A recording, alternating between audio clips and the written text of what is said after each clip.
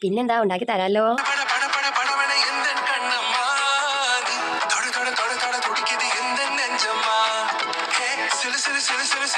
கொஞ்சம் செல்லம்மா சட சட சட சட மழையன வந்தேன் கண்ணம்மா